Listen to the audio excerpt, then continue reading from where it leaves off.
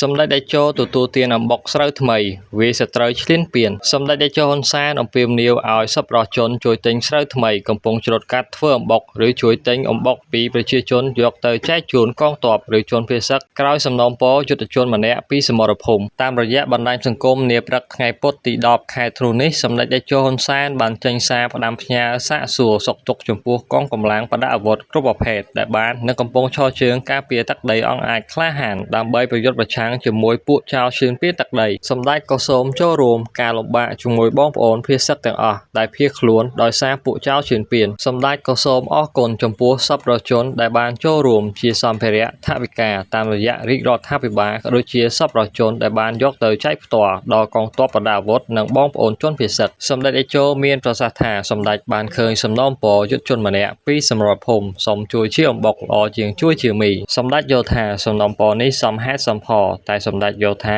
ការផ្ដល់ជាមីនៅតែបន្តជាមួយនឹងការផ្ដល់អំបុកបន្ថែមសម្ដេចតេជោបន្តលើកឡើងថាស្រូវថ្មីកំពុងច្រូតកាត់សូមបងប្អូនសប្បុរសជនជួយទិញស្រូវធ្វើអំបុកឬជួយទិញស្រូវពីប្រជាជនយកទៅចែកកងទ័ពឬជនភៀសសឹកសម្រាប់ការវេចខ្ចប់គួរធ្វើត្រឹម1កញ្ចប់1គីឡូឬ2គីឡូសម្រាប់យុទ្ធជនម្នាក់ៗយកតាមខ្លួនប្រសិនតែជាបាវឬការុងលំបាកដល់ការចែកចាយនៅខ្សែត្រៀមជួរមុខសម្ដេចតេជោមានប្រសាសន៍បន្ថែមថាទទួលទានអំបុកស្រូវថ្មីវាសត្រូវឈ្លានពាន